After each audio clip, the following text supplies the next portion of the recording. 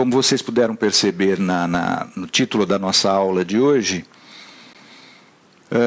nós vamos pensar um pouco a respeito dos traumas físicos no suicida. Parece uma contradição isso, né?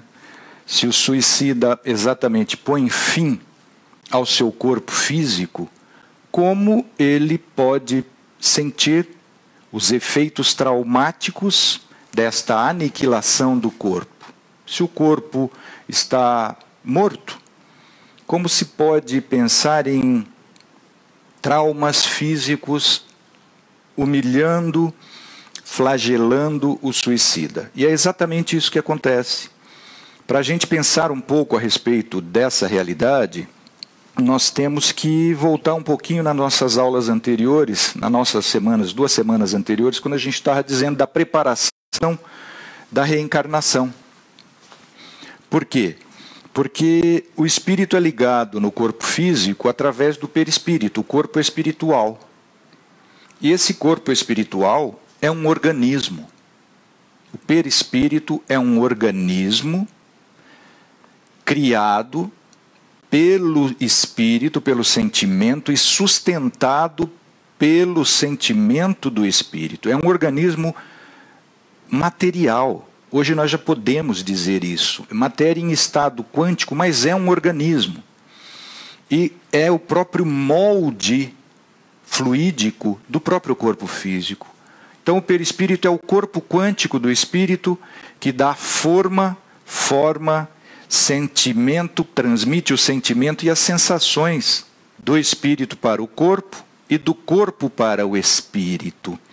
Portanto, quando a gente fala em trauma físico num espírito suicida, nós temos que refletir a partir desta realidade, desta ligação imbricada entre o espírito, perispírito, corpo físico. Porque toda a violência que nós causamos ao nosso corpo físico reflete imediatamente no nosso perispírito. E aí é transmitido incontinente ao espírito. Nós já investigamos um pouco em aulas anteriores as causas que nos levam ao cometimento deste transtorno espiritual, que é o suicídio.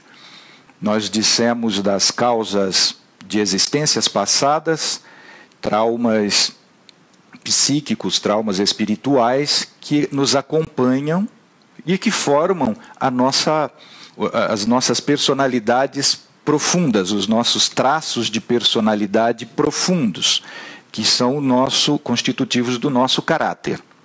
Então nós trazemos fragilidades e fortalezas de caráter de outras existências. É para isso que a gente está aqui. Nós estamos aqui para edificarmos aquilo que nós destruímos, para reconstruirmos aquilo que nós derrubamos, para soerguermos-nos e, ao mesmo tempo, auxiliar no soerguimento do nosso semelhante. É isso que a gente está fazendo aqui. E como inteligências que já tivemos milhares, milhões, não dá para a gente saber no estado espiritual da nossa evolução atualmente, nós trazemos a nossa história de emoções, a nossa história de sentimentos, a nossa história de conhecimentos, a nossa história de memórias. Então trazemos fragilidades espirituais, frutos de nossas experiências infelizes e existências passadas. É para isso que a gente está aqui, para consertar tudo isso, para se reerguer. E todos nós que estamos encarnados já tivemos que nos arrepender, sincera e honestamente, dos nossos equívocos. Senão a gente não reencarna.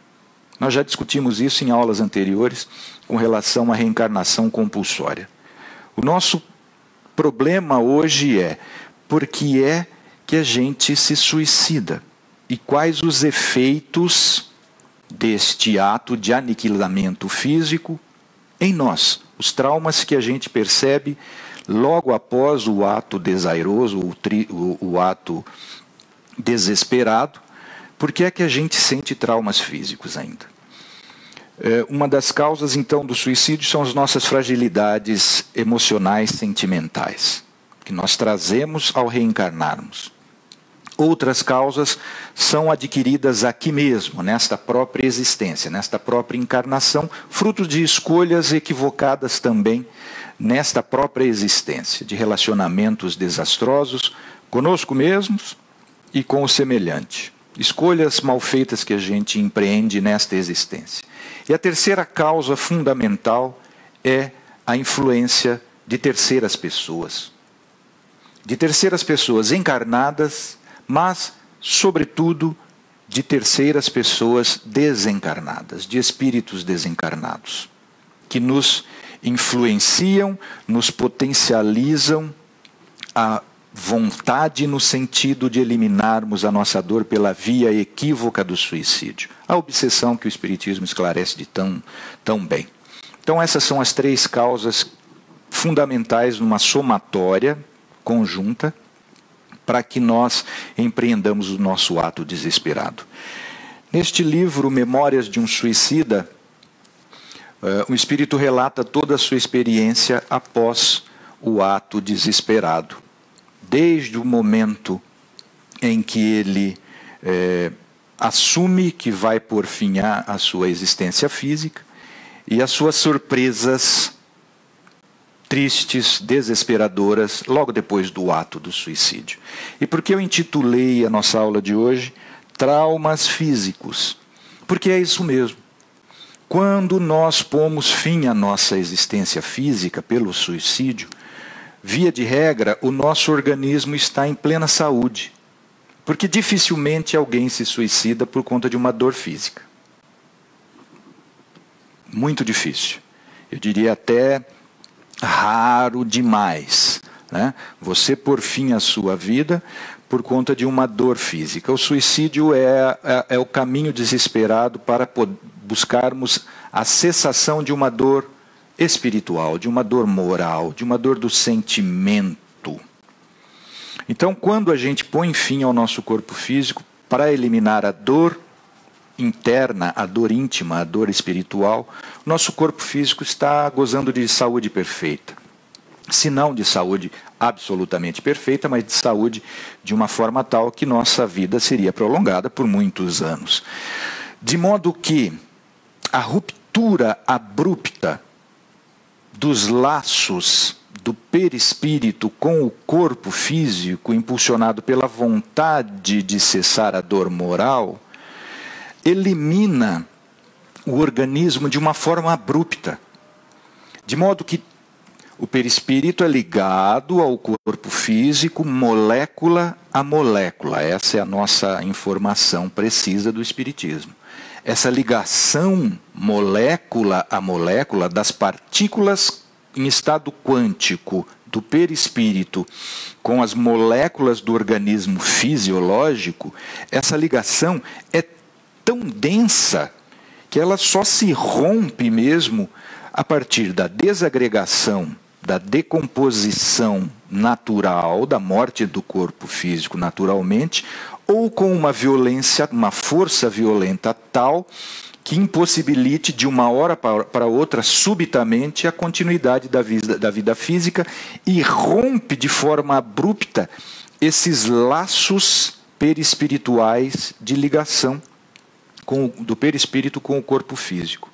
De modo que, como o corpo físico transmite via perispírito para o espírito todas as suas sensações, essa violência física abruptamente produzida vai causar um impacto tamanho no perispírito que vai marcá-lo indelevelmente, ou seja, não pode apagar tão facilmente essa marca da violência no corpo físico, no corpo perispiritual. Como quem de fato sente as emoções, quem de fato sente as percepções sutis, quem de fato é o senhor dos sentimentos, como é o senhor da memória e como é o senhor do conhecimento, é o espírito, toda essa sensação traumática da violência física provocada no corpo, que transmite ao perispírito, bate de uma forma violenta também no espírito. E este sentimento, esta sensação, esta emoção da morte, a morte, o momento da morte é o momento mais marcante na memória do espírito. Todas as nossas, os nossos desencarnes, quando são traumáticos, eles ficam perpetuados no espírito. Essa memória profunda que é a memória do espírito. Portanto, o trauma físico provocado no corpo vai marcar de uma forma profunda e violenta o perispírito. E, por sua vez, esse trauma é sentido em toda a sua intensidade, em toda a sua crueza pelo próprio espírito.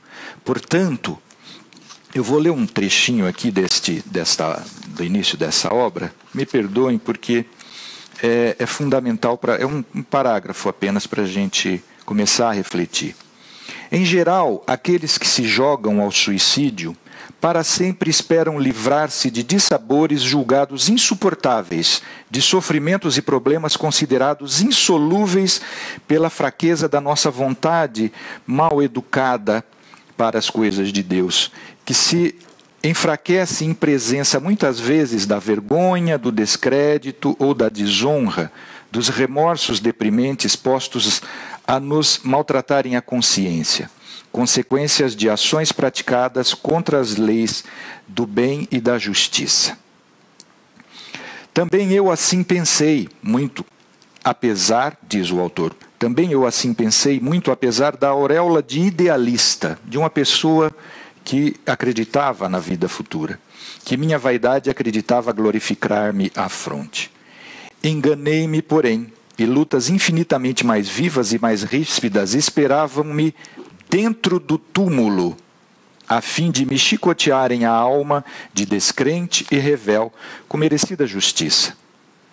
As primeiras horas que se seguiram ao gesto brutal de que usei para comigo mesmo, passaram-se sem que verdadeiramente eu pudesse dar acordo de mim mesmo, tomar consciência de mim mesmo nas horas que se seguiram logo ao suicídio. Eu, espírito rudemente violentado, como que desmaiara, sofrendo um colapso cruel.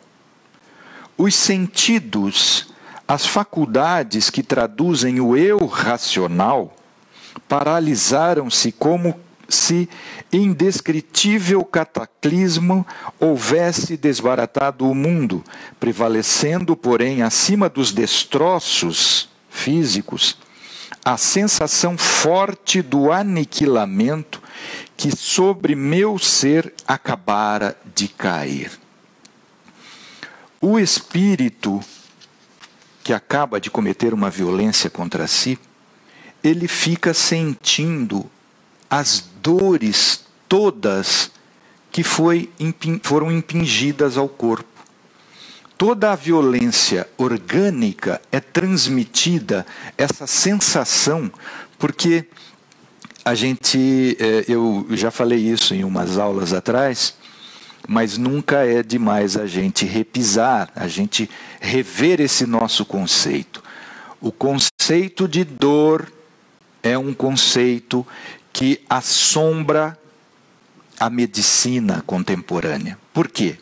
Porque os especialistas em dor, os médicos especializados no combate à dor, não conseguem compreender porque o mesmo ferimento na mesma região nevrálgica de um paciente provoca nele dor distinta que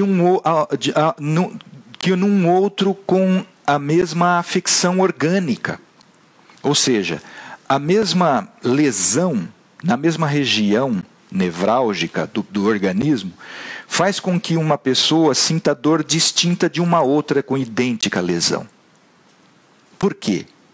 Porque a dor, o efeito da dor, ele depende da capacidade do espírito. Quem releva os impulsos da dor para o cérebro são os nervos, né? E a dor reflete no no encéfalo, reflete no organismo cerebral. Mas, por exemplo, as pessoas, os iogues indianos, eles são especialistas em controlar a dor física. Por quê? Porque quem sente no final das contas a dor física, as sensações de frio, de calor no corpo, de ferimento, de inflamação, né, é o espírito. Eu já contei isso e repito, eu consegui controlar a dor física através da meditação. Tem pessoas que fazem, já tem históricos disso, de mulheres que fizeram mastectomia, a retirada do seio, da mama, apenas com hipnose. Ou seja, a auto-hipnose é uma forma da gente controlar a dor. Por quê? Porque a dor radica também no perispírito. O perispírito é o corpo físico de matéria quântica, é físico, porque é matéria em estado quântico, mas é matéria, que é organizado pelo espírito. E, portanto, todas as sensações do corpo físico passam para o perispírito. E vice-versa, através do controle do organismo perispiritual, o espírito pode controlar também os impulsos de dor nevrálgicos oriundos do corpo físico. Mas no caso do suicida, o que está nos dizendo aqui o espírito, Camilo Castelo Branco é o nome dele, quem ditou essa obra, ele está dizendo que o impacto da violência física no seu corpo o acompanhou. E não o acompanhou tão somente naquele período curto de tempo em que o seu organismo físico, o seu corpo estava em decomposição e que ele ficou ligado a este corpo físico. Porque é isso que a gente percebe que os espíritos nos relataram. A pessoa que é só ligada, não tem uma convicção de que é espírito, e de que, portanto, a vida continua depois desta nossa existência encarnada, a pessoa que é ligada exclusivamente ao seu organismo físico, ao seu corpo, uma pessoa que a gente chama de sensualista, biologista, porque só acredita na biologia e nas sensações que o seu corpo lhe transmite, essa pessoa fica muito presa ao corpo no momento da morte. E como o corpo do suicida estava no auge da sua saúde física, essa sensação é muito forte. Então ela fica ligada ainda ao corpo, sem perceber que o corpo já faleceu. Porque os fluidos de vida orgânica, os fluidos vitais deste corpo, alimentam ainda sensações no seu perispírito. Portanto, o trauma físico é imenso para a pessoa que põe fim ao seu organismo biológico, para a pessoa que se suicida. Este é o grande drama que nós vamos tentar esclarecer um pouco nessa aula, porque no mês todo a gente vai trabalhar um tema, né? Eu disse no início, mas o som parece que estava muito baixo. Nós vamos trabalhar o mês todo um tema, e hoje o primeiro tema é o trauma físico. Por que é que há esse trauma tão grande e o espírito fica perpetuando durante anos, durante décadas, às vezes durante séculos, este trauma fisiológico? Por quê? Porque isso marca profundamente, fica gravado na sua memória profunda. Eu já falei isso para alguns irmãos e já falei numa aula também.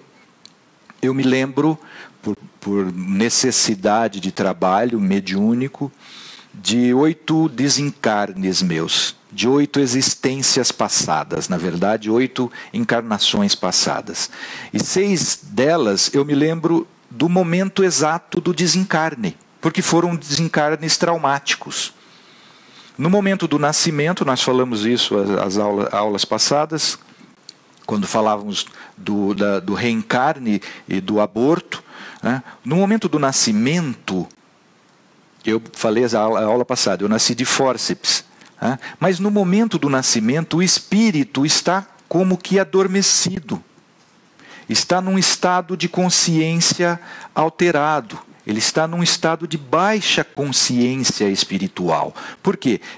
Como se fosse num transe sonambúlico, num sono profundo, exatamente para poder nascer e seu estado espiritual, que é um ser antigo, não perturbe pelas emoções deste momento o corpinho novo que ele está revestindo, que ele está dando vida, o corpo do bebê que ele é naquele momento, quando vai nascer. Por isso que a gente não se lembra dos momentos da gravidez, da gestação, e nem do nascimento. Porque nós, no momento do nascimento, quanto mais próximo do nascimento, mais profundo é o nosso sono, nosso entorpecimento. Mas no momento do desencarne, no momento da morte, quando a morte é por suicídio ou por acidente, trauma violento, ou por homicídio, nós estamos vivendo aí um pós-dia traumático na história do nosso país, da nossa política, da nossa sociedade, uma tentativa de homicídio que ficou conhecida nacionalmente, internacionalmente.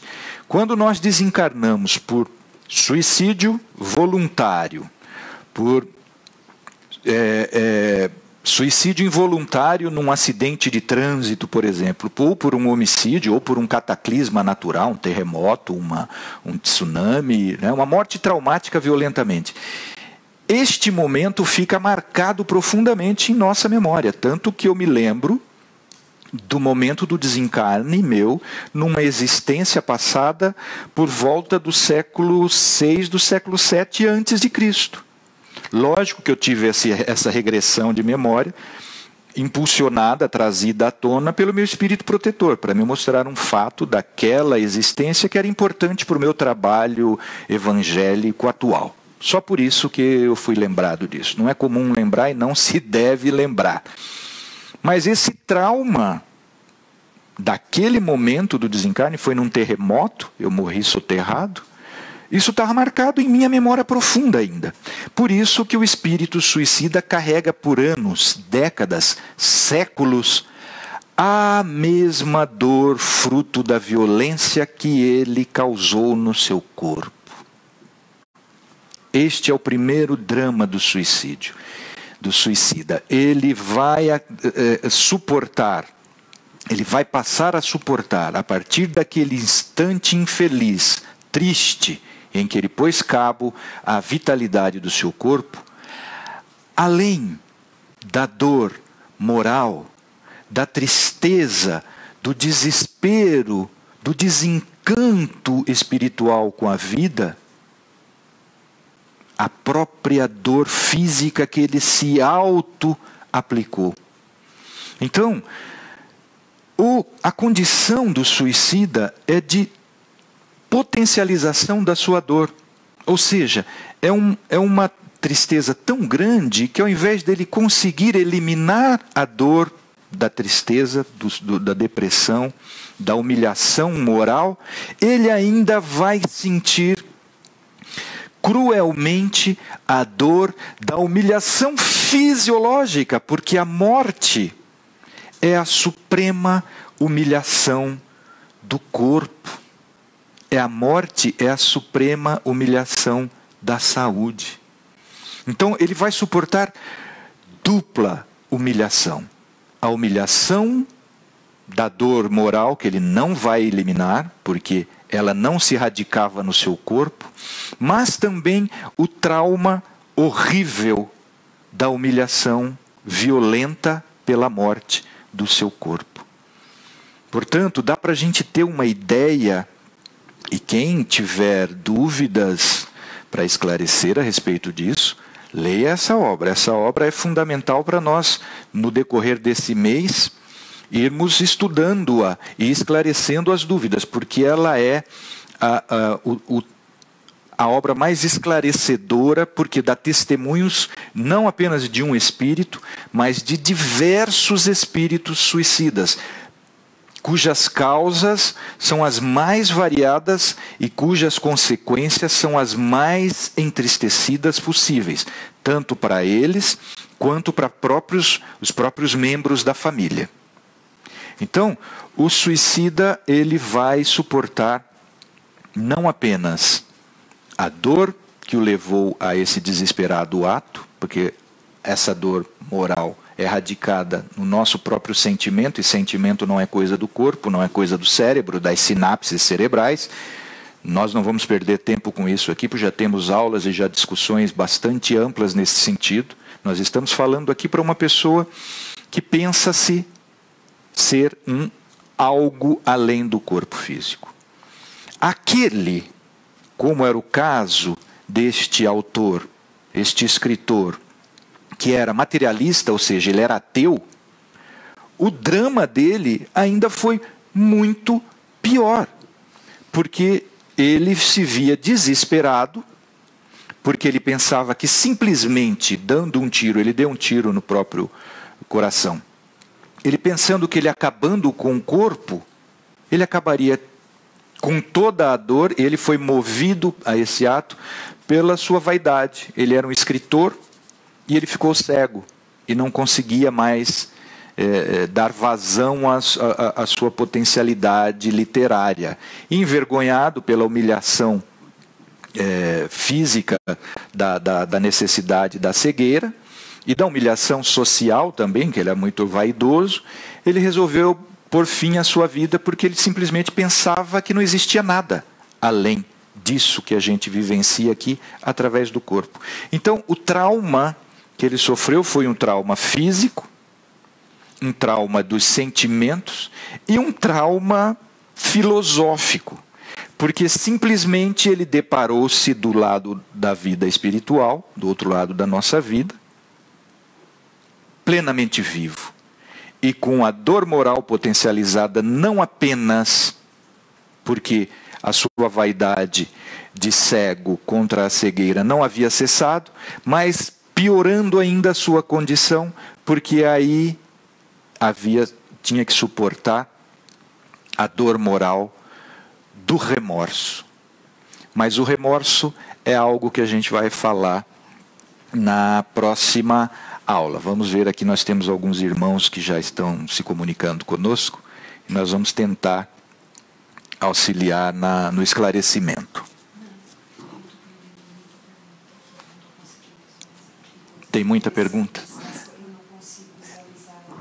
Eu vou... A minha esposa está me dizendo que tem muitas perguntas, ela não está conseguindo visualizar e ela não está conseguindo passar para mim. Então, eu vou entrar diretamente no meu feed de notícias e vou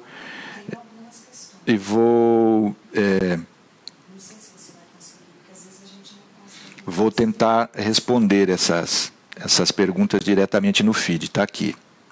Nossa, já tem 405 comentários. O meu boa noite para todos de uma forma geral. Essas perguntas diretamente no feed. Tá? Eu não consigo visualizar porque já está com 30 minutos. Eu não consigo. Eu vou voltar para as perguntas que a minha esposa está me mandando.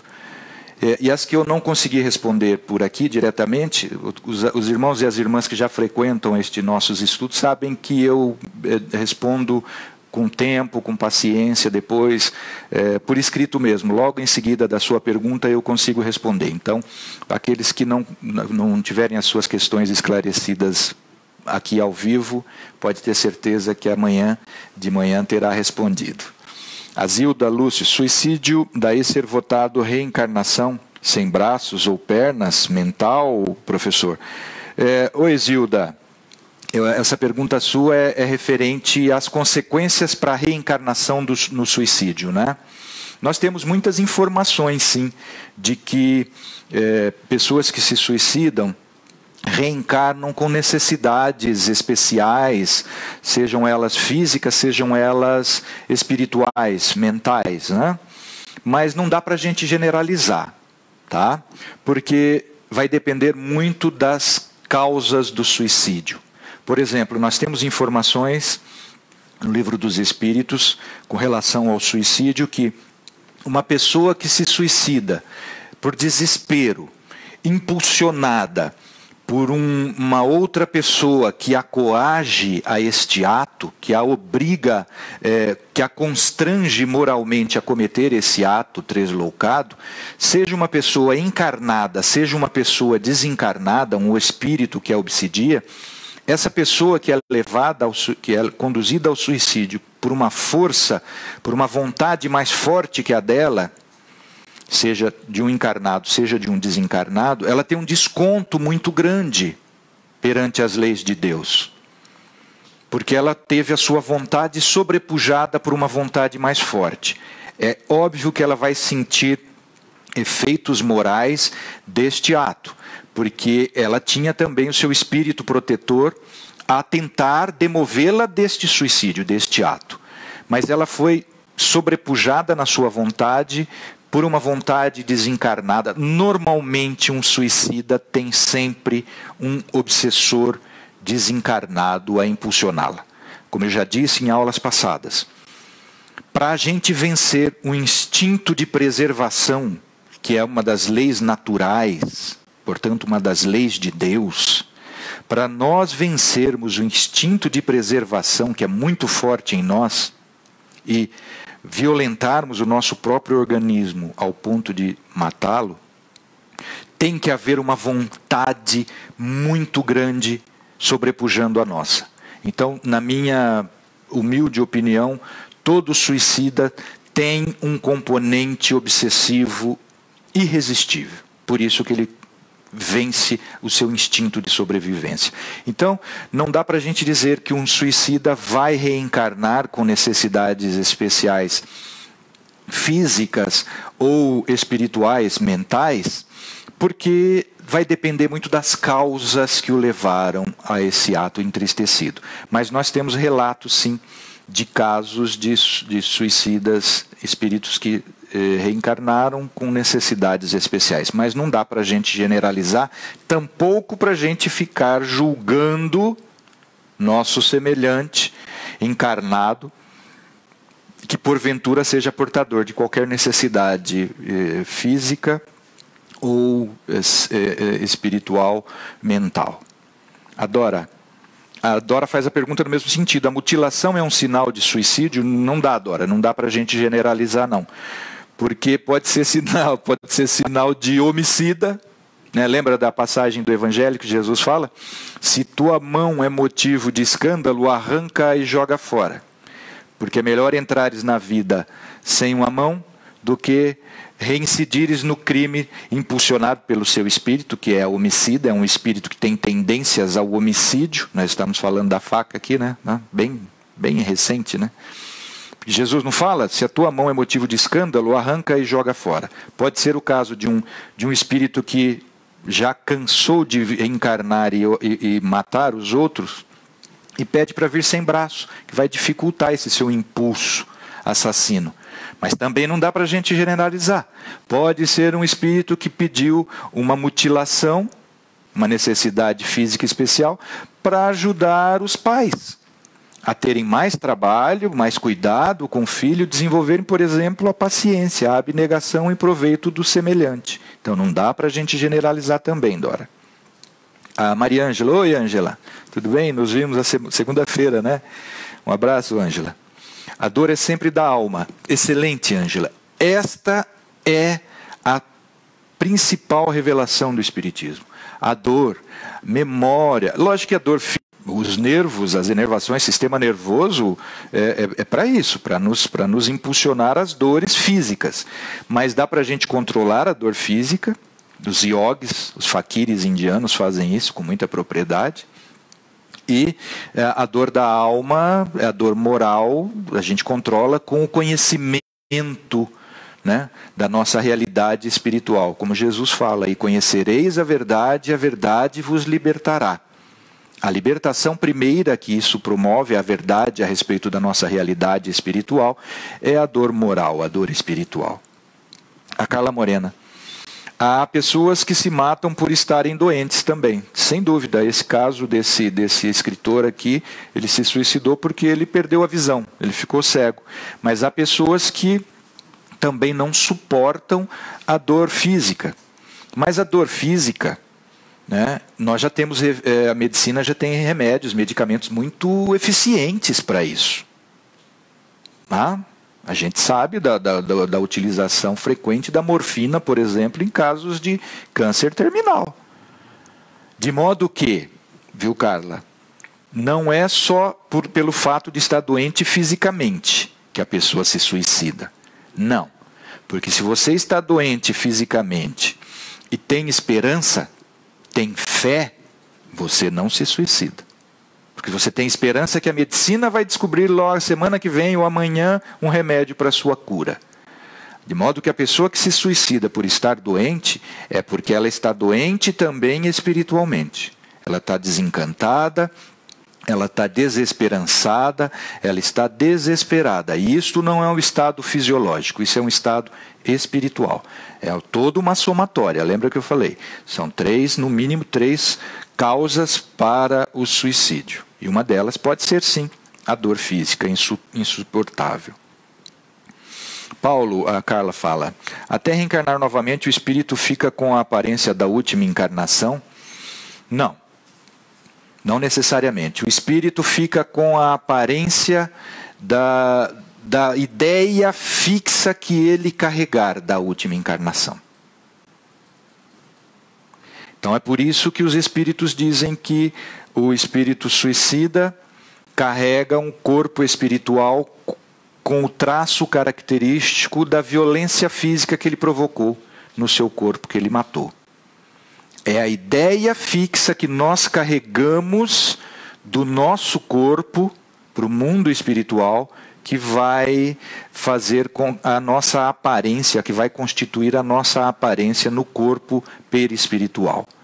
Ou também a consequência da culpa, a consequência do remorso que nós carregamos. Eu já relatei numa das aulas que um espírito que foi trabalhado por meu intermédio, que eu conhecia a história desse espírito quando ele estava encarnado, eu conhecia a história desse espírito, dessa pessoa, e depois ele foi trabalhado por meu intermédio mediúnico, ele carregava uma forma animalizada.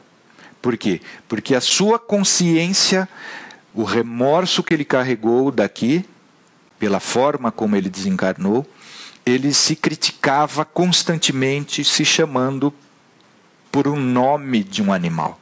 E ele fez com que o seu próprio corpo assumisse aquela forma animalizada. Tamanha dor do remorso que aquele espírito carregava por décadas. Então, não é a aparência da última encarnação. Os espíritos dizem que nós lá assumimos, quando estamos com a consciência em paz, assumimos a forma do corpo espiritual que a gente mais gosta, que mais nos traz bons sentimentos e boas lembranças. Isso quando a gente já está equilibradinho do lado de lá. Senão a gente, no caso do suicida, a gente vai carregar por muito tempo. Esse livro relata casos de corpos tristíssimos, corpos mutilados, né? Um que se jogou debaixo do trem, o perispírito dele era todo retalhado, todo desmembrado.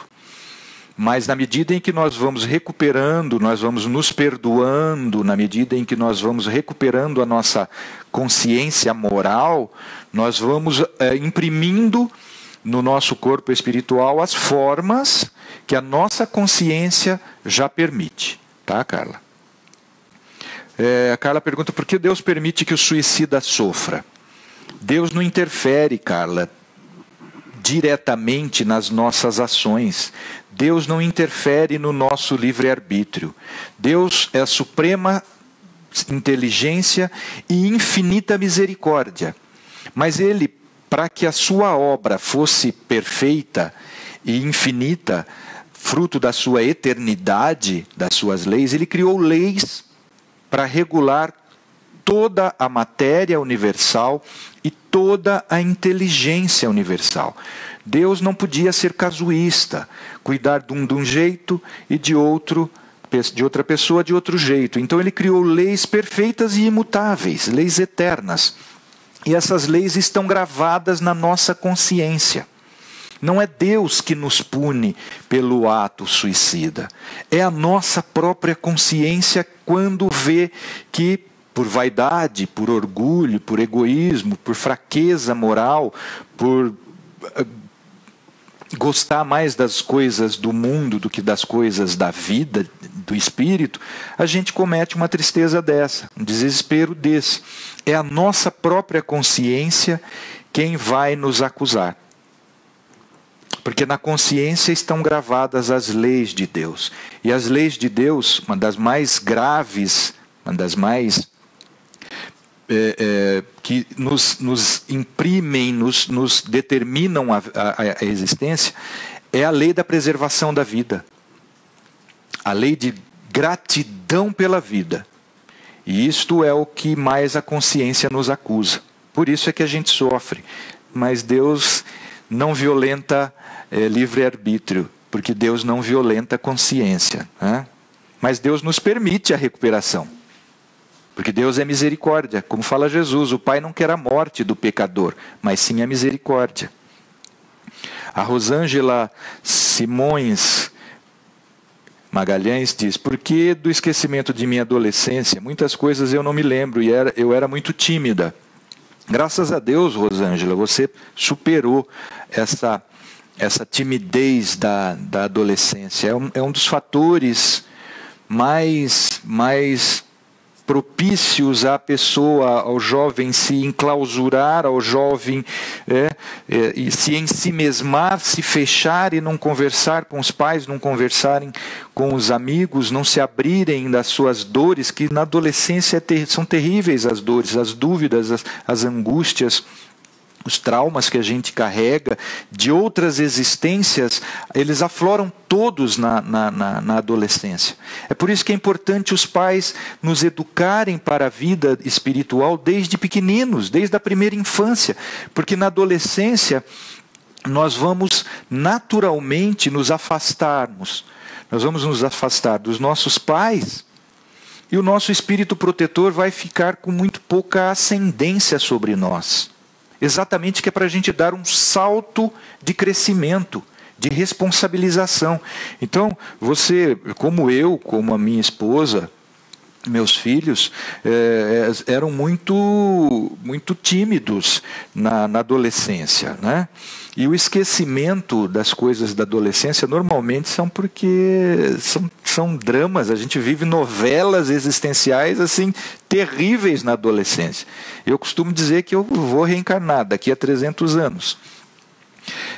Mas eu vou pedir assim, uma programação reencarnatória que eu não precise passar de novo pela adolescência, porque duas adolescências na mesma, assim, perto uma da outra, ninguém merece duas adolescências, né? Porque é muito drama. Ana Cláudia Prado: oi, Aninha, um abraço, minha irmã. Penso que a lembrança é para trazer humildade. Toda lembrança equívoco de suicídio é para a gente se humildar perante a lei de Deus. Porque o suicida não se perdoa, principalmente pela ingratidão que ele comete perante a lei da vida, que é uma das leis de Deus. Então é para a gente se humildar, sim, não tenho dúvida disso. A Carla Morena: e quando a pessoa morre naturalmente ou de doença, como e por que o espírito sente as sensações após o desencarne? Sente as sensações, naturalmente, muito amenizadas. Por quê? Porque o processo de desencarne natural é para os laços do perispírito que são ligados ao corpo físico, eles vão se desenfaixando, eles vão se desprendendo esses laços naturalmente. Então, por isso que o espírito que desencarna por um processo de desagregação natural, um processo de morte natural, de uma degeneração por moléstia, uma doença, ele vai se desprendendo do corpo, mesmo com o corpo ainda vivo. O desprendimento perispiritual é muito mais fácil, então é muito menos traumático, mas a gente carrega as sensações Claro, porque o perispírito é o molde do corpo físico, então o perispírito vai carregar sensações, mas como ele desencarnou naturalmente, ele vai, da mesma forma como que o espírito que vai ingressar num corpo do bebê, ele vai adormecendo, o espírito que desencarna pela morte natural do corpo, envelhecimento, por exemplo, ou de uma doença que vai degenerando o corpo, ele vai adormecendo também, ele vai perdendo a consciência. Por isso que é muito comum, ele vai ficando mais desprendido do corpo. Por isso que é muito comum. Uma irmã perguntou me perguntou essa semana por que o pai dela, que está desencarnando por câncer, já está afetando o órgão cerebral, está conversando, brigando com a mãe dela, que já é desencarnada, conversando com o irmão dela, que é desencarnado. E eu disse, porque o perispírito dele já está se soltando do corpo físico que está morrendo naturalmente. Então a gente tem uma visão espiritual mais aguçada. É como se a gente fosse médium vidente de elevadíssima potência. Então a gente enxerga pelos órgãos espirituais, pela visão espiritual, não é pelos órgãos da visão física. Não. E as sensações, elas continuam no perispírito. É por isso que a gente continua tendo sensações, ainda que muito mais tranquilas. O Carlos Alfredo, um abraço, Carlos. Me parece que é a primeira vez esse sobrenome, Barfner, eu não conheço, então é a primeira vez que você pergunta aqui, ou frequentou e não perguntou. Uma vez praticado o ato suicida, a consciência disso é estarrecedora. É porque, primeira coisa, é muito importante a gente ter isso em mente, né? Nós temos informações precisas a respeito disso, nas obras do espírito André Luiz, através do Chico Xavier, inclusive. Porque o espírito que se suicida e é movido, via de regra, é movido por um obsessor, ele fica como que numa loucura temporária. Para que ele consiga sobrepujar a força do instinto de preservação, essa força da vontade de um terceiro, de um espírito obsessor, tem que ser tamanha. E é tamanha que ele entra num estado de loucura obsessional. O Dr. Bezerra de Menezes chama esse estado de loucura obsessional e Allan Kardec chama esse estado de loucura obsessional na Revista Espírita de 1862. Nós já estudamos isso. Então ele está num estado de loucura, dominada a sua vontade, dominada a sua consciência, portanto, quem domina a vontade domina a consciência. Por o espírito obsessor. Acontece que quando ele comete o ato, no instante imediatamente seguinte a ele cometer o ato de suicídio, por exemplo, se ele se enforca, quando ele perde o chão, né, que ele se joga de cima do objeto, do móvel que ele subiu, derruba o banquinho, e não tem jeito mais dele voltar atrás, que ele começa a se enforcar, o espírito obsessor se afasta dele e fica olhando para ele, completando a sua vingança. Para quê? Se afasta exatamente para que ele tenha consciência do erro que ele cometeu, do ato desesperado que ele cometeu e não consegue voltar atrás. A mesma coisa faz o espírito que obriga uma pessoa a saltar de um precipício, saltar do alto do prédio. Quando ele salta, o espírito se afasta, porque está executando uma vingança ao espírito. E a vingança não está completa enquanto ele não vê o olhar desesperado da pessoa que se suicida. E aí a vingança dele se completa. Lógico que ele se compromete também profundamente como um homicida perante a lei de Deus.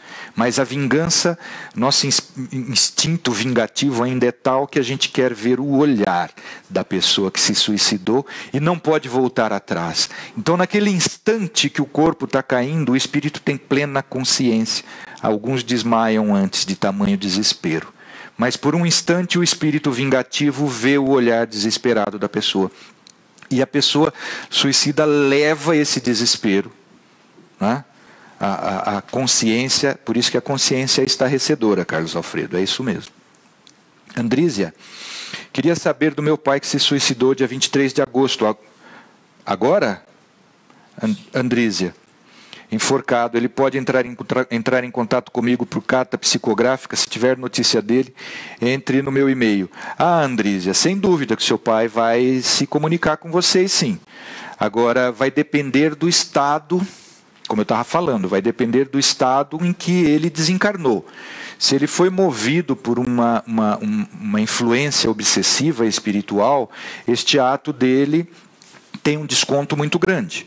Mas não dá para a gente falar precisamente agora, porque é muito recente, né? Alguém, você, membro da família, deve agora orar muito por ele, para que o estado de desespero dele seja dissipado, seja eliminado pouco a pouco, e é só a nossa prece que consegue realizar isso, através dos espíritos protetores, o anjo da guarda. Seu pai tem um anjo da guarda que está do lado dele até agora, que está acompanhando ele, tentando fazer com que ele se harmonize. E a partir do momento em que ele estiver harmonizado, isso varia de espírito para espírito. Vai depender se o seu pai tinha uma fé, se ele tinha uma crença religiosa. Não precisa nem ser uma fé, daquela fé firme, né? Se ele acreditava na vida após a morte, isso é muito bom, porque ele vai se identificar do outro lado da vida espiritual e vai falar, poxa vida, vai ter consciência, isso tudo esclarecido pelo espírito protetor. Seus entes queridos que estão do outro lado estão buscando por ele. Então a nossa prece aqui é muito importante para a gente mobilizar as forças espirituais do outro lado da vida, do mundo espiritual, para que corram em socorro desse nosso ente querido. Eles precisam do nosso impulso amoroso nesse sentido. E aí, logo que eles tiverem condições consciencionais, com a consciência mais esclarecida, que esse trauma do suicídio tiver sido amenizado, porque o trauma do suicídio mesmo só se elimina com outra encarnação. Não nos iludamos, tá? O trauma moral, a consciência só se apazigua depois numa próxima encarnação. Mas a gente consegue harmonizar-se depois com o auxílio dos nossos entes queridos, nosso anjo da guarda e os nossos entes espíritos familiares do outro lado. E aí, quando ele estiver com a consciência já melhoradinha, ele vai entrar em contato com vocês, sim. Você vai perceber isso, Andrísia. Não precisa de médium para isso, não. Você vai, a partir do momento que seu pai começar a melhorar, ele vai começar a frequentar a sua casa à noite, durante o sono. Então, quando você começar a sonhar com seu pai, é porque ele já está visitando vocês. No começo, você vai sonhar com seu pai num estado doente, em estados até entristecidos, mas com o passar dos tempos, ele vai voltar a se comunicar e vai mostrar que está melhorando já a sua condição espiritual, a sua consciência. Aí ele vai mostrar alegria, ele vai mostrar paz, tranquilidade, para ir tranquilizando vocês. Não precisa ser necessariamente através de médium psicográfico, não. Ele vai entrar direto em contato com vocês, por isso que você tem que orar bastante por ele e principalmente preparar bem a sua noite de sono através de orações. Isso é fundamental. Muito obrigado e que Deus conforte a você e a sua família, tá? A prece é o remédio para isso. Silvia Martim, a depressão pode ser considerada uma forma de suicídio? Eu não diria, não chegaria tão longe, Silvia, mas sem dúvida nenhuma a depressão não tratada pode levar sim ao suicídio. A depressão, nós falamos já algumas aulas atrás, ela também tem 3 componentes. Um componente do caráter espiritual que a gente traz fragilidades, timidez excessivas, consciência culpada de outras encarnações. Isso nos faz espíritos muito tímidos, espíritos muito rigorosos conosco mesmos, não nos permitindo errar, né?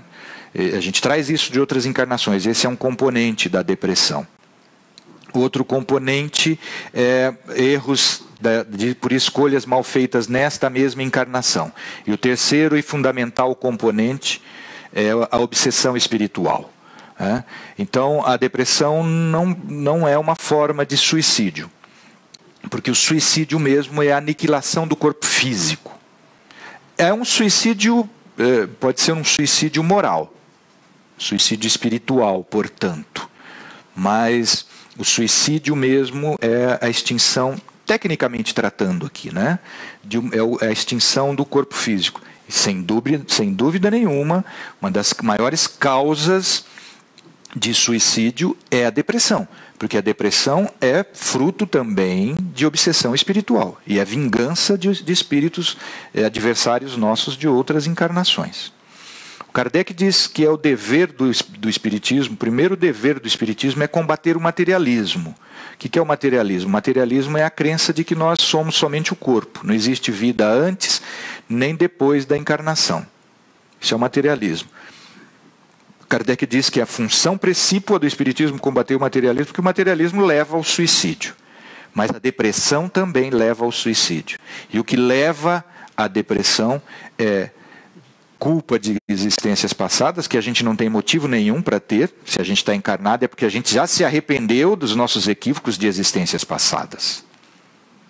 Nós já nos arrependemos. Acontece que nós trazemos desafetos espirituais de encarnações passadas, que ficam buzinando na nossa orelha que a gente é falido, que a gente é feio, que a gente é maldoso, que a gente não vale nada, que a gente não tem capacidade nenhuma, que ninguém gosta da gente, que ninguém nos ama. Isso é espírito buzinando na nossa orelha.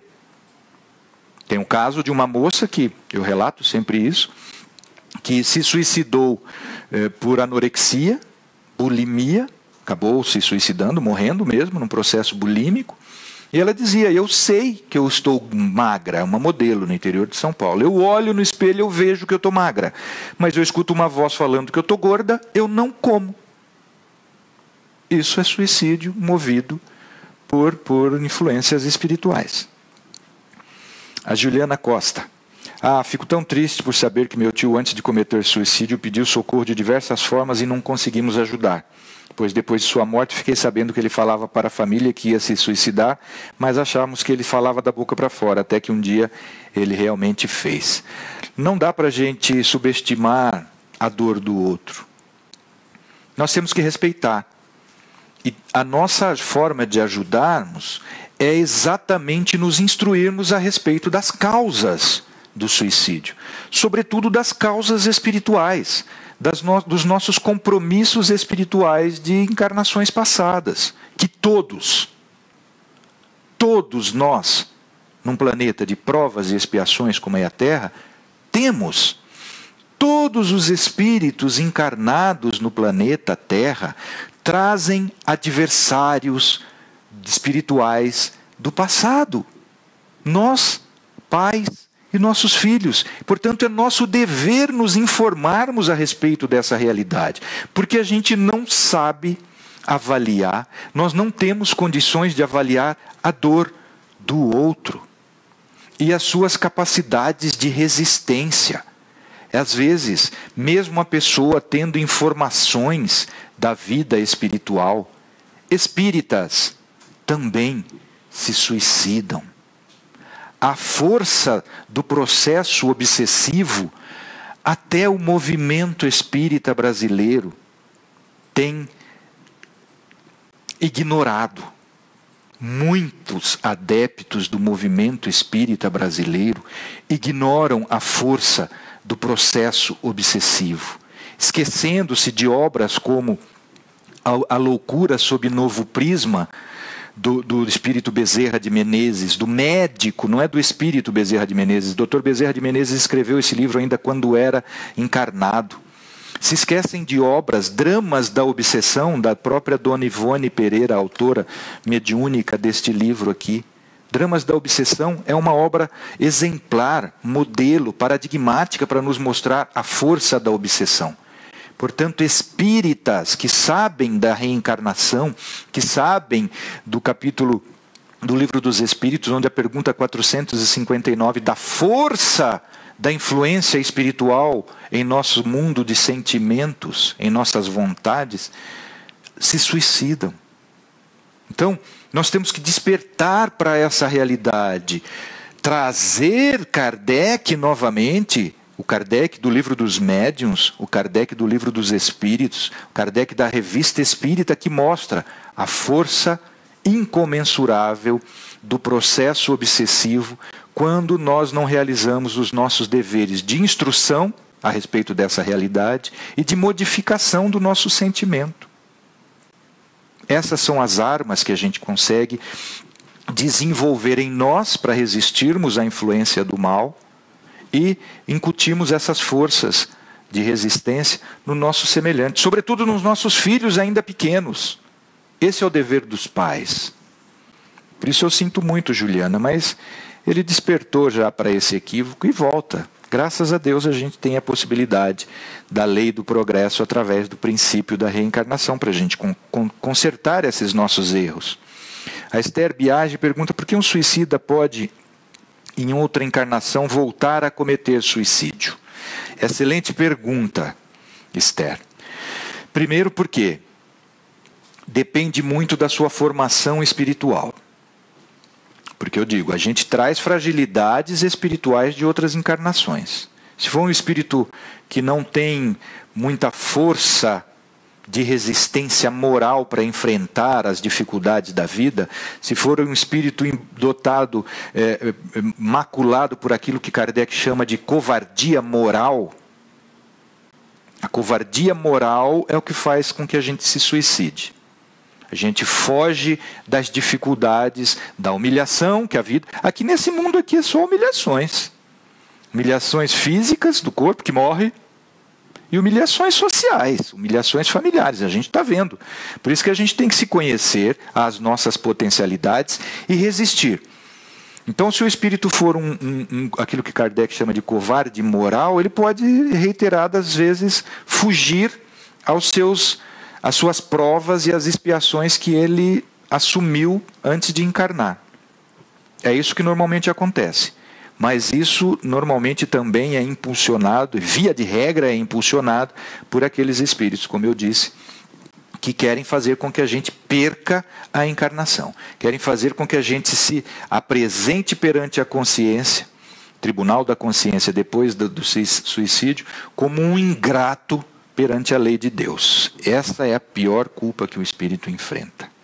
Então pode ser um covarde moral, espiritual, portanto, mas pode ser também vinganças reiteradas de espíritos adversários de outras encarnações que nos acompanham. Nosso passado nos acompanha. É para isso que a gente está aqui. E a resistência moral, a virtude moral, a coragem moral é exatamente para a gente transmitir gratidão à lei da vida, ou seja, à lei de Deus, e estimular os espíritos obsessores a se modificarem, mostrando para eles que nós, apesar de sermos espíritos que já falimos em outras encarnações, que já prejudicamos eles em outras encarnações, nós nos arrependemos sinceramente. É por isso que a gente ora ao Pai Nosso. Perdoai as nossas ofensas, assim como nós vamos aprendendo a perdoar quem nos tem ofendido. E não nos deixeis cair em tentação, livrando-nos de todo mal da ignorância espiritual. A prece é essa força divina que a gente ignora ainda. A prece sincera, sentida, humilde, devocionalmente adequada perante o Criador, vai nos dar força de resistência, vai nos dar coragem moral para resistirmos a essas influências perniciosas. Então pode ser que os espíritos nos acompanhem em várias encarnações também. E nos impulsione novamente ao suicídio. Isso é uma vingança perfeita. A Sueli Juliane. Oi, Sueli. E pedir para morrer, para Deus nos levar também a um suicídio, é covardia moral. Acabei de falar. É desistir das suas próprias potencialidades. Porque todos nós temos potências dentro de nós que a gente ignora. O autoconhecimento é para a gente encontrar em nós capacidades que nós já temos. Nós somos espíritos imortais. Nós temos experiências de bilhões de anos. Nós não fomos criados ontem. Nós vimos enfrentando dificuldades existenciais, encarnatórias, reencarnatórias, há milhões de anos, pelo menos. Nós não fomos, os Espíritos nos dizem, nós não iniciamos a nossa evolução neste planeta e nem vamos terminar a nossa evolução neste planeta. Espíritos da nossa faixa, começamos a desenvolver nossa consciência há milhões de anos. E vimos enfrentando dificuldades há milhões de anos. Portanto, nós temos essas potências dentro de nós. Quando a gente não descobre essas potências dentro de nós, é porque a gente não se conhece, a gente não é relapso no nosso autoconhecimento, é relapso na nossa fé, é relapso na nossa devoção, é relapso na nossa defesa contra as influências do mal. É por isso que a gente desiste da vida. É a covardia moral. A Meire Vilar tem muito medo do mar. Pode ser desencarne anterior, acho lindo, mas tenho medo. Pode ser sim, Meire. Pode ser sim. Né? A gente manifesta aqui os nossos dramas existenciais de desencarne. Eu, por exemplo, não gosto de buraco. Entrar em cavernas profundas, assim, eu tenho um certo temor. De altura não tem problema, mas de buraco eu tenho um certo temor. Morei em São Paulo muitos anos, quando o metrô parava no meio do túnel lá, eu ficava meio incomodado. Não chega a dar pânico, mas não é uma situação que me deixa confortável. Pode ser trauma, sim, dos desencarnes anteriores. A Zilda: mas de pedir para Deus tirar a nossa vida, porque triste de ver o mundo cheio de violência e maldade, já pede para Deus nos levar embora daqui. Mas a gente está aqui para isso, Zilda. No mundo tereis tribulações, diz Jesus para nós. Mas tem de bom ânimo, diz ele.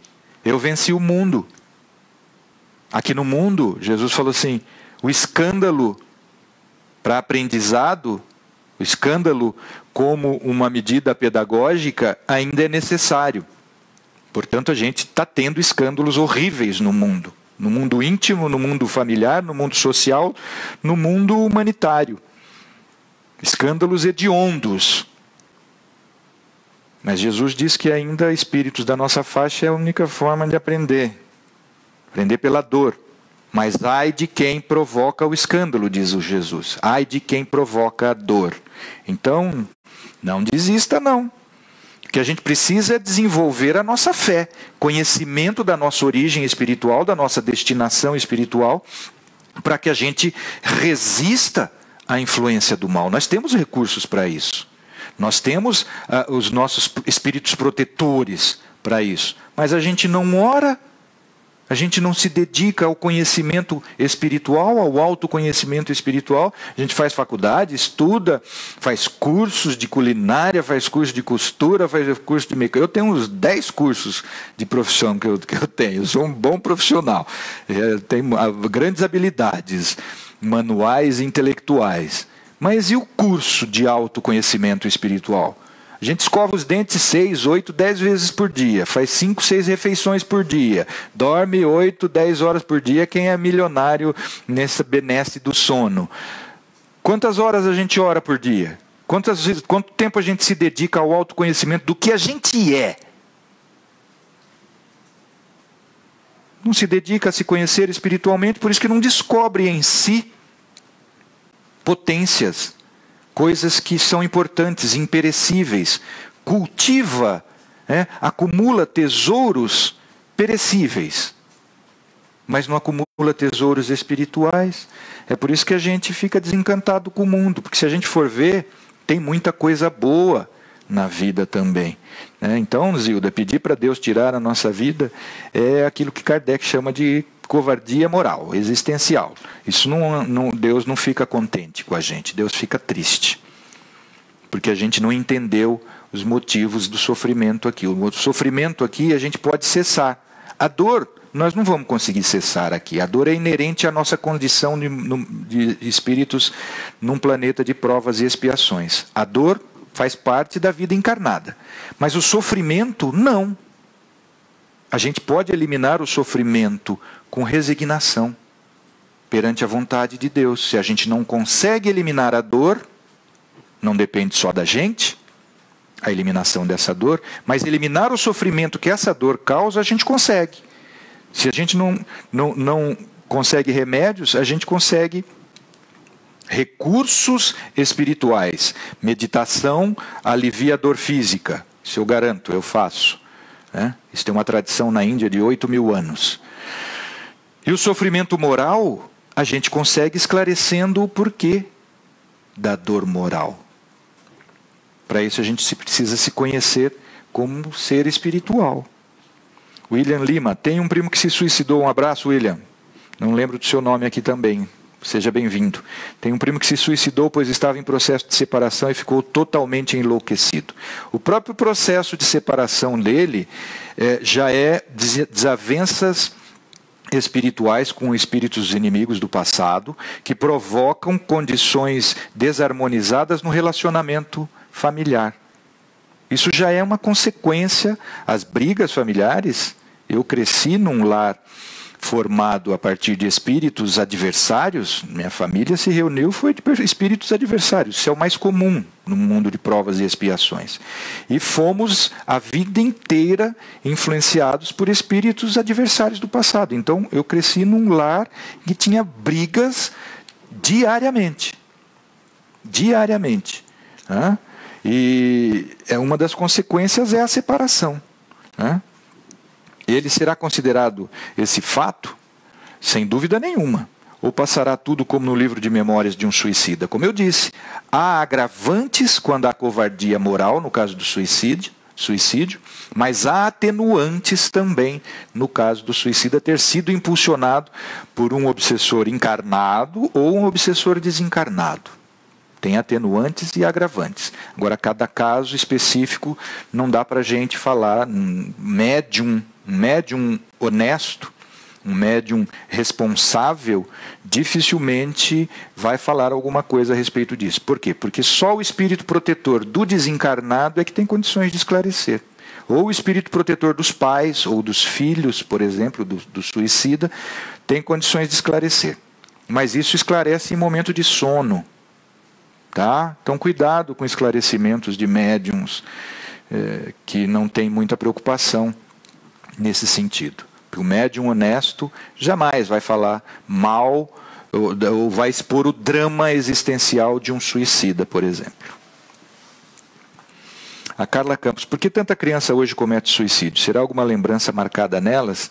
São fragilidades trazidas de outras encarnações, fragilidades espirituais, sem dúvida nenhuma, espíritos frágeis, mas muita influência espiritual também. Nós estamos vivendo um momento de muita influência espiritual no mundo. A humanidade está passando por um momento muito delicado. Eu tive essa informação há 14 anos atrás e agora tive comprovação disso através de médiums muito mais experientes que eu. Nós estamos vivendo um momento de tremendos ataques espirituais, de espíritos pseudo-sábios, espíritos muito inteligentes que estão tentando dominar as instituições humanas, sejam elas públicas, privadas, religiosas, e estão tentando dominar as instituições políticas. Eles já dominaram faz tempo, isso a gente já sabe, né? Mas instituições religiosas estão sendo frequentemente atacadas exatamente porque é um momento em que a humanidade está precisando assumir mais responsabilidades espirituais. Então, os protetores da humanidade, de uma forma geral, e os protetores pessoais de cada indivíduo encarnado, estão nos deixando com mais responsabilidades próprias, para a gente dar um salto de crescimento espiritual. E isso está provocando esses escândalos hediondos que a gente tem visto. Por quê? Porque as instituições religiosas perderam a moral. Por quê? Porque os homens de religião perderam a moral. Nós estamos vendo isso já há séculos. Nós estamos vindo de um século, de meio século da Inquisição, que desmoralizou a Igreja Católica. Nós vimos de meio século de trabalho protestante que levou à corrupção do sentimento da reforma, que desviou o interesse para interesses materiais da maior parte das denominações protestantes. Então isso é desmoralização do sentido religioso. Nós estamos meio que sob responsabilidades próprias. A pergunta 495 do Livro dos Espíritos, São Luís e Santo Agostinho respondem exatamente isso. Quando os protegidos fazem ouvidos surdos aos protetores espirituais, eles se afastam. Porque os protegidos dão mais ouvidos aos espíritos perdidos, aos espíritos equivocados, aos espíritos ignorantes, do que aos seus espíritos protetores, seus anjos de guarda. Então eles ficam de mãos atadas, eles se afastam. É esse o momento que a gente está vivendo. É por isso que tanta criança está se suicidando, é por isso que tanto escândalo está acontecendo no mundo de todas as ordens, de tantos transtornos espirituais, transtornos de comportamento, quanto transtornos sexuais. Nós estamos vivendo um momento muito triste da humanidade, mas só compete a nós reagirmos. Porque a partir do momento em que nós usarmos as nossas potências devocionais, a partir do momento que todos nós já temos, a partir do momento em que nós passarmos a cuidar mais do reino de Deus e da sua justiça do que das coisas do mundo, nós vamos reharmonizar e vamos resistir a essa influência do mal. O suicídio, o consumo desenfreado de bebidas alcoólicas e de drogas são efeitos já dessa influência. Por que se o Brasil é o segundo maior consumidor de drogas do mundo?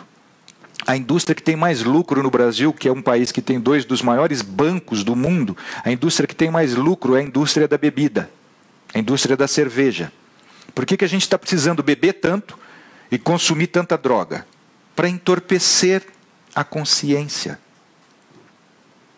Para a gente não ficar tão incomodado com os distúrbios espirituais obsessivos. Vigiemos, por isso que Jesus coloca o vigiai antes do orai. Vigiai e orai para não cairdes em tentação. Porque o espírito é pronto, quer dizer, o espírito que vem para a reencarnação já sabe o que ele tem que fazer, ele programou reencarnação. Mas quando mergulha aqui, a carne é fraca. Então, Carla, um dos componentes é esse, eu não tenho dúvidas disso. De tanto suicídio de criança é vingança espirituais. Vingança contra o próprio espírito criança, que está ainda no corpinho de criança, porque o espírito é velho, criança é só o corpo. Mas principalmente vingança contra os pais. E os pais estão invigilantes. Nós perdemos a referência precisa do sentido reencarnatório. Nós perdemos a referência da nossa origem espiritual em Deus e da nossa destinação em Deus. E principalmente, salvo o Espiritismo, todas as religiões perderam a referência que tínhamos no começo da nossa era cristã a respeito da influência do mundo espiritual no nosso mundo de sentimentos, no nosso mundo de palavras, de pensamentos e de ações. Aquilo que está no capítulo do Livro dos Espíritos. As religiões não espírita, que não a religião espírita, perdeu essa referência. A gente está tendo casos tristes de padres confessando depressões, confessando síndromes de pânico e atribuindo isso a distúrbios de impulso de elementos eletroquímicos, neuroquímicos, dados no nível encefálico, dos neurotransmissores, deficiências, desarmonia de neurotransmissores. A gente tem um exemplo claro, já falei isso aqui, lamentando muito essa perda da referência da religião católica, no depoimento, no testemunho triste, mas louvável do padre Fábio de Mello. A Igreja Católica perdeu essa referência da influência do mundo espiritual no mundo físico. Por isso que o mundo está desse jeito. Infelizmente, os espíritas também têm desprezado essa realidade. A Sueli Navarro pergunta o seguinte: por que é tão bom dormir? Visitamos o plano espiritual durante o sono. Claro que é tão bom dormir. Kardec pergunta para os espíritos, Sueli, se o espírito gosta de estar encarnado. E aí a resposta é assim: pergunta para um preso se ele gosta de estar na cadeia. Por isso que a gente gosta, é tão bom dormir. É bom dormir quando a gente encontra com o espírito protetor nosso, né? Porque quando a gente encontra com o obsessor, quando sai do corpo, não é bom não. Tanto não é bom que a gente volta correndo para o corpo. Isso é o pesadelo, a insônia. As causas de insônia é quando a gente sai do corpo, encontra com o espírito obsessor e volta correndo para o corpo e o corpo desperta. Aí a gente não dorme mais. É uma defesa do espírito. Muito obrigado, Sueli. Eu tinha vontade de dormir. O sonho de consumo era dormir 8 horas seguidinha. Sonho de consumo nessa vida. Mas não tem loto, não tem Mega Sena que venda isso, né? E eu não consegui a pacificação ainda completa do ânimo com os meus inimigos do passado, então eu não vou dormir mesmo. A Ana Cláudia Prado fala: a dor do suicídio é tão grande que, se o médium sentir em sua totalidade, não suporta. Claro, é tão grande que a gente precisa ter amenizada, tem que ter um filtro que os espíritos protetores que o trazem para o tratamento fazem no médium. É isso mesmo, Ana Cláudia. A Isabel Cardoso: por que tantos jovens se suicidam hoje em dia? Acabei de falar, Isabel. Pela invigilância. Nós estamos sendo bombardeados mesmo, pelas dores de espíritos doentes, equivocados e ignorantes ainda do nosso lado. É por isso que está tendo tanto suicídio no mundo.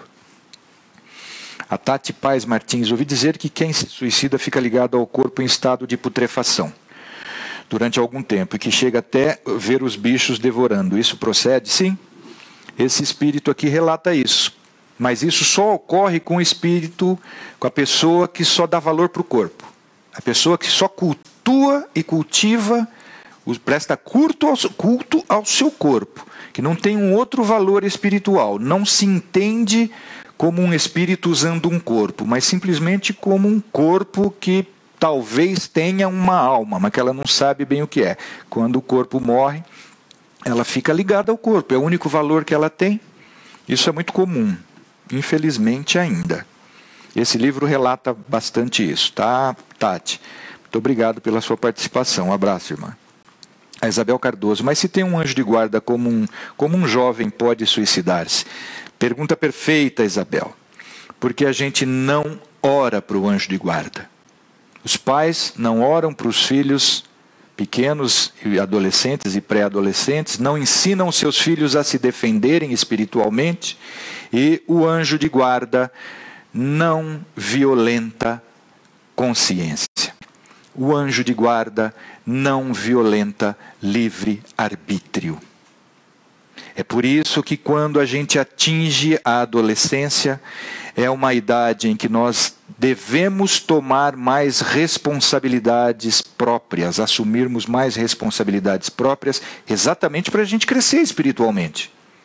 Crescer filosófica, científica e moralmente. É por isso que a função dos pais, o dever dos pais é importantíssimo, a responsabilidade dos pais é enorme, porque tem que dar formação desde a primeira infância, formação técnica, científica, filosófica, moral, ética, mas principalmente formação religiosa, para que, quando chegar na adolescência, o anjo da guarda vai deixar este filho, vai deixar este ser sob mais responsabilidades, porque ele já tem que assumir o seu arbítrio livre para poder crescer, assumir a sua responsabilidade perante a lei de Deus, que é a lei do progresso.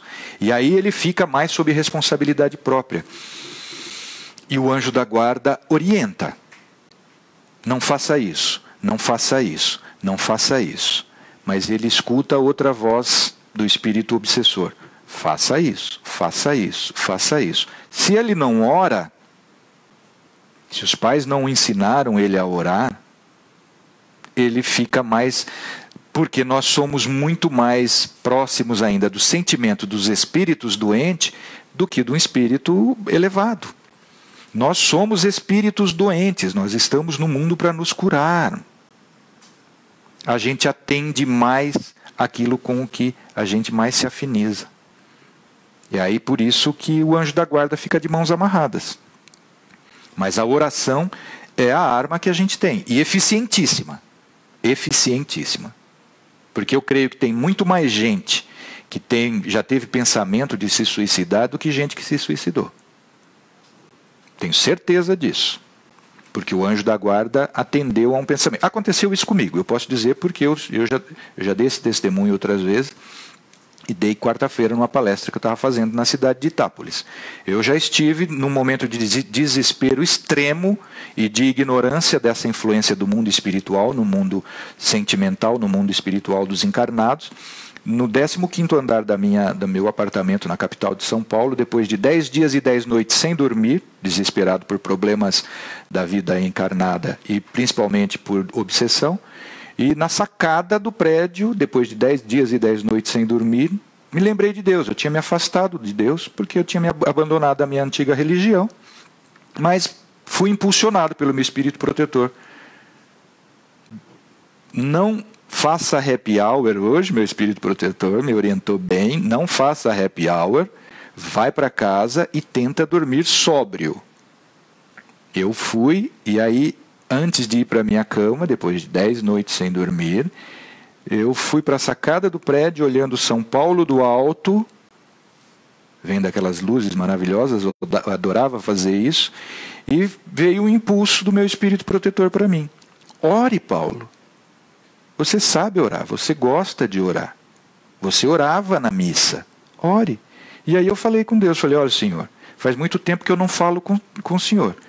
Eu vou falar um pouco hoje e vou para minha cama tentar dormir. Se eu não conseguir dormir, o Senhor me perdoa, mas eu vou pular. 15º andar. Isso em 1993, começo de 1993, em São Paulo. Foi isso que me trouxe para o Espiritismo. Porque eu só oro o Pai Nosso, é o que eu aprendi, e eu acho perfeita. Orei Pai Nosso, orei, chorei um pouco, fui para a cama e dormi 6 horas seguidas. Para mim foi um bálsamo. E aí eu falei, não, tem coisas nessa vida que eu desconheço, que a minha formação católica não me ensinou. Eu vou procurar conhecer a mim mesmo nesse concerto universal que é o mundo do espírito. Por isso que eu me transformei em espírita. Então, nós temos armas para nos defender. É a prece sentida. Chora.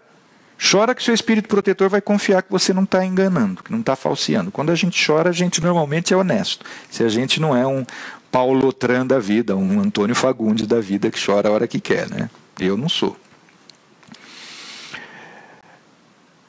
Então é isso, Isabel, porque a gente não chama o anjo da guarda. Por isso que a gente se suicida. Carlos Alfredo, depressão é um dos atalhos. Não é um atalho. É um atalho para voltar onde a gente estava antes de vir para essa vida. Então, na verdade, é um retorno.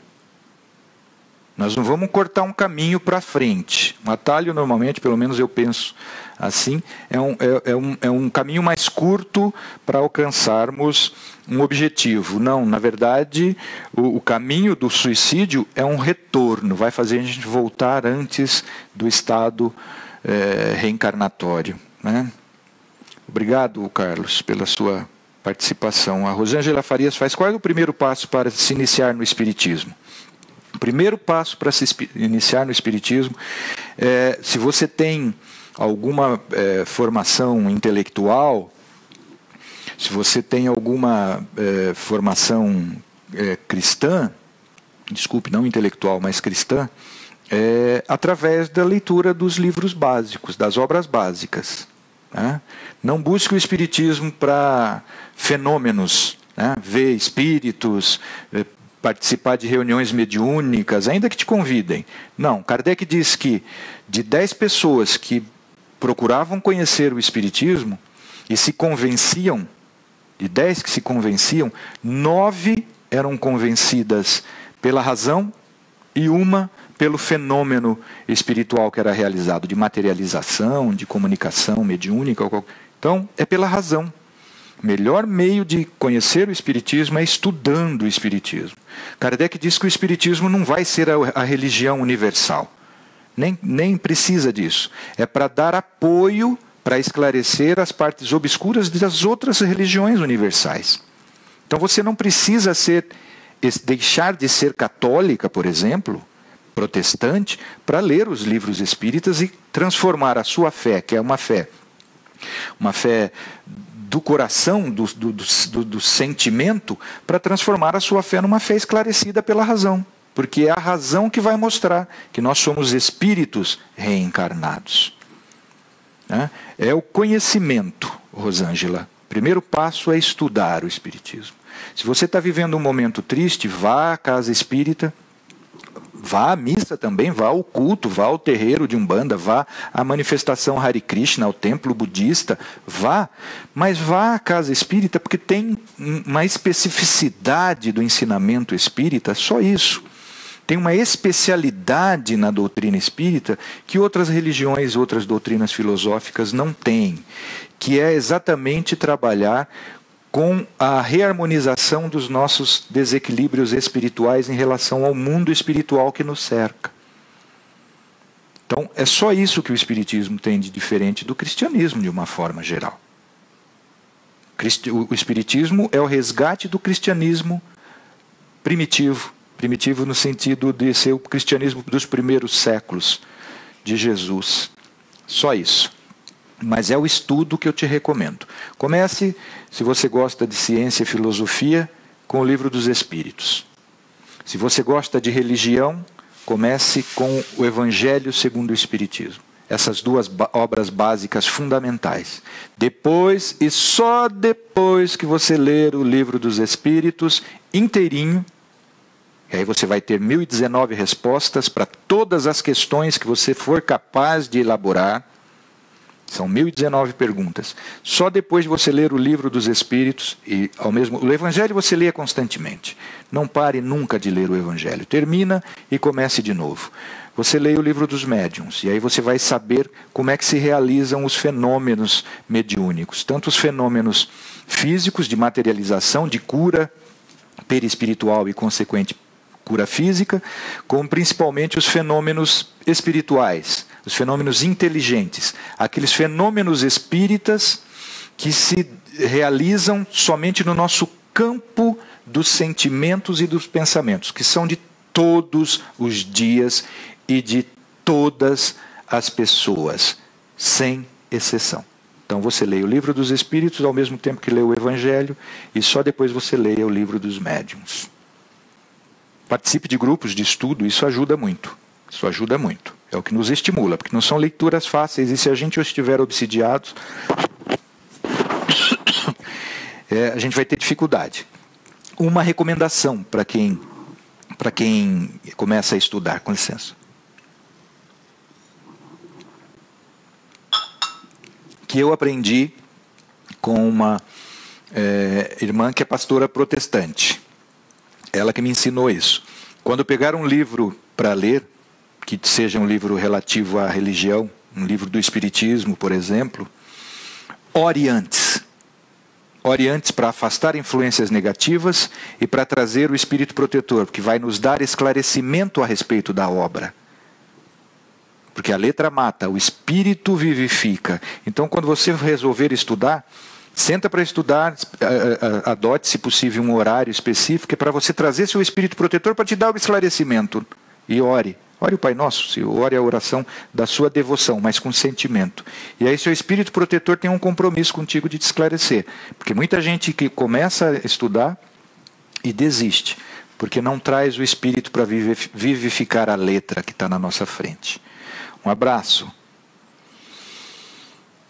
Rosângela. A Rosângela Simões faz a outra pergunta. Duas Rosângelas seguido. Um homem que se droga é um suicida? Sem dúvida nenhuma. O que fuma é um suicida, o que corre demais com o carro é um suicida e um homicida em potencial. O que trabalha demais também é um suicida. O que se preocupa demais também é um suicida. Busca o autoconhecimento que vai eliminando aos poucos essas tendências suicidas que todos nós temos. A Luciana Lemes, um namorado de minha irmã se suicidou e depois de um tempo recebi por e-mail uma mensagem dele com duas frases em diferentes linguagens. E uma das frases que traduzimos estava escrito: nada é o que parece. Perfeito, Luciana. Muito obrigado por seu testemunho. Lembra esse seu testemunho aqui? Remete àquela frase do Hamlet, do William Shakespeare, aquela obra do Hamlet. Quando o Hamlet vê o espírito materializado do pai dele, que tinha sido morto, que ele fala: há mais mistérios entre o céu e a terra do que possa imaginar a nossa vã filosofia. Foi porque ele viu o pai que tinha sido assassinado, ele viu o pai vivo na forma do seu perispírito. Nada é o que parece, é exatamente isso. A Lígia Amara Um abraço, Lígia Mara. Obrigado, Rosângela Lemes, pela sua participação aqui tão instrutiva para nós. A Lígia Mara. E uma pessoa que morre jovem de um vício de drogas, o que acontece? Então, Lígia, é um suicídio involuntário, um suicídio inconsciente, o uso de drogas, que pode matar a longo tempo, pode matar repentinamente por uma overdose, por exemplo, né? Mas a gente tem que verificar o caso concreto, porque, como eu disse, essa pessoa podia estar sendo levada a consumir drogas por um espírito entristecido, obsessor do lado dela. Muito comum. Todo mundo tem. Todo mundo tem um espírito obsessor nessa vida aqui. Um ou mais. Isso faz parte do crescimento do nosso próprio nível evolutivo, faz parte da lei de Deus. A gente vem para cá e traz os nossos adversários, que é para a gente resistir à influência do mal, evoluir espiritualmente e exemplificar para eles. Se o Paulo, meus espíritos protetores, eu pelo menos tento estimulá-los assim, mostrar para eles assim. Se o Paulo está conseguindo resistir, e eles pensando, né? Eu que conheço bem essa criatura aí, que hoje usa o nome de Paulo, eu sei bem quem ele é, eles sabem melhores do que nós quem nós somos, que nos acompanha do passado, e nós, graças a Deus, esquecemos, porque o cérebro não permite acesso à memória profunda do espírito.